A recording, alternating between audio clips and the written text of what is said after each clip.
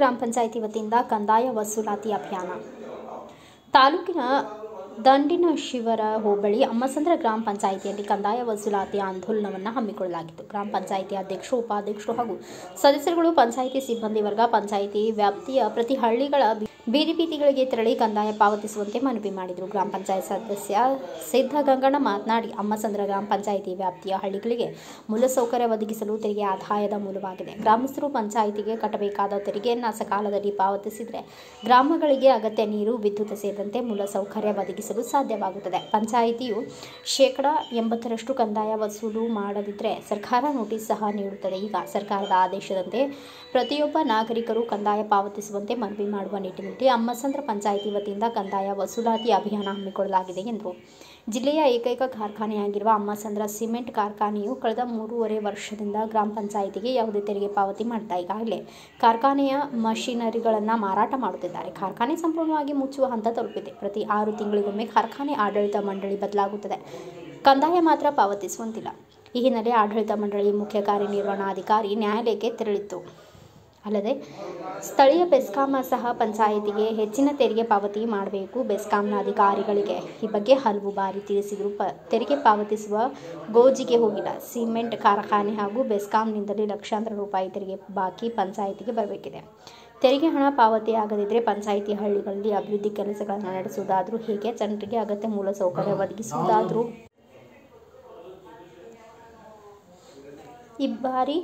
ಹಲವು ಬಾರಿ ತಿಳಿಸಿದರೂ ಪಾವತಿಸುವ ಗೋಜಿಗೆ ಹೋಗಿಲ್ಲ. ಸಿಮೆಂಟ್ ಕಾರ್ಖಾನೆ ಹಾಗೂ ಬೆಸ್ಕಾಂನಿಂದ ಲಕ್ಷಾಂತರ ರೂಪಾಯಿ ತೆರಿಗೆ ಬಾಕಿ ಪಂಚಾಯಿತಿಗೆ ಬರಬೇಕಿದೆ. ತೆರಿಗೆ ಹಣ ಪಾವತಿಯಾಗದಿದ್ದರೆ ಪಂಚಾಯಿತಿ ಹಳ್ಳಿಗಳಲ್ಲಿ ಅಭಿವೃದ್ಧಿ ಕೆಲಸಗಳನ್ನು ನಡೆಸುವುದಾದರೂ ಹೇಗೆ? ಜನರಿಗೆ ಅಗತ್ಯ ಮೂಲಸೌಕರ್ಯ ಒದಗಿಸುವುದಾದರೂ ಹೇಗೆ ಎಂದು ಪ್ರಶ್ನಿಸಿದ ಅವರು, ಕೂಡಲೇ ಕಾರ್ಖಾನೆ ಹಾಗೂ ಬೆಸ್ಕಾಂ ಪಂಚಾಯಿತಿಗೆ ಪಾವತಿಸಬೇಕಾದ ತೆರಿಗೆ ಹಣ ಪಾವತಿ ಮಾಡದಿದ್ದಲ್ಲಿ ಪಂಚಾಯಿತಿ ಅಧ್ಯಕ್ಷ, ಸದಸ್ಯರುಗಳು ಕಾರ್ಖಾನೆ ಹಾಗೂ ಬೆಸ್ಕಾಂ ಎದುರು ಧರಣಿ ಪ್ರತಿಭಟನೆ ನಡೆಸುವುದು ಅನಿವಾರ್ಯವಾಗುತ್ತದೆ ಎಂದು ಎಚ್ಚರಿಸಿದರು. ಇವರು ಸುಮಾರು 3.5 ವರ್ಷದಿಂದ ತೆರಿಗೆಯ ವಂಚಿಸದೆ ಡಿಮ್ಯಾಂಡ್ ಮಾಡಿ ಪಂಚಾಯತ್ ರಾಜ್ ಅಧಿನಿಯಮ 1993 200 ಸೆಕ್ಷನ್ ಕಾಯ್ದೆ ಇರುವಾಗ ಏನು ನಮಗೆ ಸಂವಿಧಾನದಲ್ಲಿ ಹಕ್ಕು ಕೊಟ್ಟಿದೆ ಆ ಪ್ರಕಾರ ನೋಟಿಸ್ ಕೊಟ್ಟು ಇದುವರೆಗೂ ಸಹ ಜಿಲ್ಲಾ ಪಂಚಾಯಿತಿ CEO ತಕ್ಕೆ ಅಪೀಲ್ ಹಾಕಿ ಅಲ್ಲೂ ಅವ್ರದ್ದು ನಮ್ಮ ಆಕ್ಟಲ್ಲಿ ಏನು ಹೇಳುತ್ತೆ, ಜಿಲ್ಲಾ ಪಂಚಾಯಿತಿ CEO ಹಾಕಿದ 15 ದಿವಸದೊಳಗೆ ತೀರ್ಮಾನ ಮಾಡತಕ್ಕದ್ದು ಅಂತ ಕಾನೂನು ವ್ಯಾಪ್ತಿ ಇದೆ. ಅವರು ತೀರ್ಮಾನ ಮಾಡಿ ನೀವು ಕಟ್ಟಬೇಕು ಅಂತ ಹೇಳಿ ಆದೇಶ ಕೊಟ್ಟರು ಸಹ ಇವರು ಉಡಾಫೆ ಉತ್ತರ ಕೊಟ್ಕೊಂಡು ಇದುವರೆಗೂ 3 ವರ್ಷದಿಂದ ನಮ್ಮ ತೆರಿಗೆ ಕಟ್ಟಿಲ್ಲ. ಆದ್ದರಿಂದ ತೆರಿಗೆ ವಸೂಲಾತಿ ಆಂದೋಲನ ಕೈಗೊಂಡಿದ್ದೀವಿ. ಹಾಗೂ ಇಡೀ ನಮ್ಮ ಜಿಲ್ಲೆಯಲ್ಲಿ ಒಂದು ದೊಡ್ಡ ಸಂಸ್ಥೆಯಾಗಿ ಬೆಳೆದಿತ್ತು. ಇದು ಹಿಂದೆ 1952 ಸ್ಟಾರ್ಟ್ ಆಗಿ 60ನೇ ಇಸ್ವಿಗೆ ಶಿಲಾನ್ಯಾಸ ಮಾಡಿರು. 60 ಹಿಂದಿನಿಂದಲೂ ಡೈಮಂಡ್ ಸಿಮೆಂಟ್ ಅಂತ ಹೇಳಿ ಹೆಸರುವಾಸಿಗೆ ಪಡೆದು 2016ರಲ್ಲಿ ಐಡಲ್ಬರ್ಗ್ ಸಿಮೆಂಟ್ ಕಂಪ್ನಿಯವರಿಗೆ ಮಾರಿರು. ಅವರು ಮಾರಿದಾಗಲಿಂದಲೂ ಈ ತೆರಿಗೆ ವಂಚನೆ ಇದು ಮಾಡ್ತಾ ಇದ್ದಾರೆ. ಇವರು ಕಟ್ಟಲೇ ನಮಗೆ ದುರ್ವರ್ತನೆ ತೋರಿಸ್ತಾವ್ರೆ. ಈಗ ಒಳಗಡೆ ಇರತಕ್ಕಂಥ ಸಾಮಾನು, ಕ್ವಾರೆಯಿಂದ ಬರ್ತಕ್ಕಂಥ ರೋಪೆ ಎಲ್ಲ ಪೂರ್ತಿ ಕಿತ್ತಾಕಿ ಇದನ್ನು ಮುಚ್ಚುವ ಹುನ್ನಾರ ನಡೆಸ್ತಾವೆ. ಹಾಗೂ ಗ್ರಾಮ ಪಂಚಾಯತ್ಗೆ ತೆರಿಗೆ ಕಟ್ತಲೇ ವಂಚಿಸುತ್ತಾ ಒಂದು ಯೋಜನೆ ರೂಪಿಸಿಕೊಂಡವ್ರು ಇವರೆಲ್ಲ. ಈ ಒಳಗಡೆ ಹೋಗಿ ನೋಡಿ ಏನೂ ಬಿಟ್ಟಿಲ್ಲ. ಪ್ರತಿನಿತ್ಯ ಹೊಡೆದು ಕಮಿಷನ್ ಆಸ್ಕರೆ ಈ ಸಿಮೆಂಟ್ ಫ್ಯಾಕ್ಟ್ರಿ ಮುಚ್ಚಿಸ್ತಾವ್ರೆ. ನಾವು ಏನು ಒಂದು ಈ ಜಿಲ್ಲೆಯಲ್ಲಿ ಇರೋದು ಇದೊಂದು ಕಂಪ್ನಿ. ಇದು ಒಂದು ಕಂಪ್ನಿ ಹೋದರೆ 16 ಜನ ಅನ್ನ ತಿಂತಾರೆ. ಯಾರೋ ಒಬ್ಬರು ಉಳ್ಕೊಂಡ್ರೆ ಅವನ ಮನೆ ಸಂಸಾರ ಮಾತ್ರ ಉಳಿಯುತ್ತೆ. ಈ ಏರಿಯಾಕ್ಕೆಲ್ಲ ಇಡೀ ನಮ್ಮ ತಾಲೂಕು, ನಮ್ಮ ಜಿಲ್ಲೆಗೆಲ್ಲ ಒಳ್ಳೆ ಹೆಸರುವಾಸಿಯಾದಂಥ ಸಿಮೆಂಟ್ ಸಂಸ್ಥೆ ಇದು ಉಳಿಲಿ ಅಂತ ಹೇಳಿ ನನಗೆ ಇದುವರೆಗೂ ಮನವರಿಕೆ ಮಾಡ್ಕೊಂಡು 3.5 ವರ್ಷದಿಂದಲೂ ಬರೇ ನೋಟಿಸ್ ಕೊಡ್ಕೊಂಡು ಅವ್ರಿಗೆ ತಿಳುವಳಿಕೆ ಹೇಳ್ಕೊಂಡು ಬಂದಿದ್ದೀವಿ. ಆದರೂ ಸಹ ಇವರು ನಿರ್ಲಕ್ಷ್ಯತೆ ತೋರಿಸ್ಕೊಂಡು ಕಂದಾಯ ಕಟ್ತಾ ಇಲ್ಲ.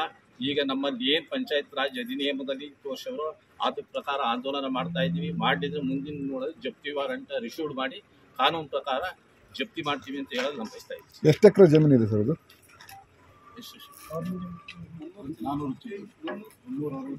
ನೋಡಿ ಫಸ್ಟ್ ಎಷ್ಟು ಸರ್ 1,44,77,572 3 ವರ್ಷದಿಂದ 3 ವರ್ಷ ಸರ್ ಅಷ್ಟು ಕಟ್ಟಬೇಕು. ಒಳಗಡೆ ಏನೂ ಬಿಟ್ಟಿಲ್ಲ. ಪ್ರತಿನಿತ್ಯ ಕಟ್ ಮಾಡಿ ಎಲ್ಲ ಕುಯ್ದು ಮಾರ್ತಾವ್ರೆ. ಈ ಸಂಸ್ಥೆ ಏನು ಮುಚ್ಚೋಗ ಲೆವೆಲಿಗೆ ಬಂದಿದೆ. ಇನ್ನು ಹಬ್ಬ ನಡೆದು 1 ತಿಂಗಳು 2 ತಿಂಗಳು ನಡಿಬೋದು. ಕ್ವಾರೆಯಿಂದ ಬರ್ತಕ್ಕಂಥ ರೋಪೆ ಇಡೀ ವಿಶ್ವದಲ್ಲೇ ನಮ್ಮದು 2ನೇ ರೋಪೆ ಆಗಿ ಪರಿಗಣನೆ ಆಗಿತ್ತು. ಅದನ್ನೂ ಸಹ ಎಲ್ಲ ಪೂರ್ತಿ ಕಟ್ ಮಾಡಿ ಹಾಕ್ಯವ್ರೆ. ಪೈಪ್ಲೈನ್ ಕಟ್ ಮಾಡಿ ಹಾಕ್ಯವ್ರೆ. ಕಿಲೋನ್ಗಳು ಕಟ್ ಮಾಡ್ಯವ್ರೆ. ಇನ್ನೇನೂ ಇಲ್ಲ. ಒಳಗಡೆ ಇನ್ನೊಂದು ಸ್ವಲ್ಪ ಅಲ್ಪ ಸ್ವಲ್ಪ ಉಳಿಸ್ಕೊಂಡವ್ರೆ. ಅದನ್ನು ಯಾವಾಗ ಕಟ್ ಮಾಡಿ ಇವರು ತೆರಿಗೆ ವಂಚನೆ ಮಾಡಿ ಇವ್ರು ಹೋಗೋಕೆ ರೆಡಿ ಅವರೇ. ಆದ್ದರಿಂದ ಪಂಚಾಯಿತಿಗಳಲ್ಲಿ ನಮ್ಗೆ ಏನಾಯ್ತು ಅಂದರೆ ಮೂಲಭೂತ ಸೌಕರ್ಯ ಕಲ್ಪಿಸೋಕೆ ಆಗ್ತಾಯಿಲ್ಲ. ಸುಮಾರು ಕಾರ್ಮಿಕರಿಗೆ ನಾವು 8-10 ತಿಂಗಳಿಂದ ನಮ್ಮ ಪಂಚಾಯಿತಿ ಕಾರ್ಮಿಕರಿಗೆ ಸಂಬಳ ಕೊಟ್ಟಿಲ್ಲ. ಹಾಗೂ ಅಂಗವಿಕಲರಿಗೆ ಅವ್ರಿಗೆಲ್ಲ ಅನುಕೂಲ ಮಾಡಿಕೊಟ್ಟಿರುವ ತೆರಿಗೆ ದುಡ್ಡಲ್ಲಿ ಅದು ಸಹ ಮಾಡೋಕ್ಕಾಗ್ತಾಯಿಲ್ಲ, ಅಭಿವೃದ್ಧಿ ಮಾಡೋಕ್ಕಾಗ್ತಾಯಿಲ್ಲ. ಆದ್ದರಿಂದ ಇವರು ತೆರಿಗೆ ಕಟ್ಟಬೇಕು ಅಂತ ಹೇಳಿ ನಾವು ಈ ಮೂಲಕ ಅವ್ರಿಗೆ ಕಾರ್ಮಿಕರು ಈಗ ಹೇಗೆ ಇದು ಮಾಡ್ತಾ ಇದ್ದಾರೆ? ಈಗಿರೋ ಕಾರ್ಮಿಕರು ಎಲ್ಲಿ ಮಾಡ್ತಾ ಇದ್ದಾರೆ ಅಲ್ಪ ಸ್ವಲ್ಪ. ಅಲ್ಲ, ಈಗ ಮುಂಚೆ ಅವ್ರಿಗೆ ತೊಂದರೆ ಆಗಲ್ವ ಅಂತ? ತೊಂದರೆ ಆಗುತ್ತೆ. ಅವ್ರು ಮತ್ತೆ ನಿಮ್ಮ ಜೊತೆ ಕೈ ಜೋಡಿಸ್ಬೋದು. ಅವ್ರು ಬರೋಕ್ಕಾಗಲ್ಲ, ಯಾಕೆಂದ್ರೆ ಅವ್ರು ಒಳಗಿರೋದ್ರಿಂದ ಅವ್ರು ಬರೋಕ್ಕಲ್ಲ. ನಾವೇನಿದೆ ಪಂಚಾಯತಿ ಅವರೇ ನಾವು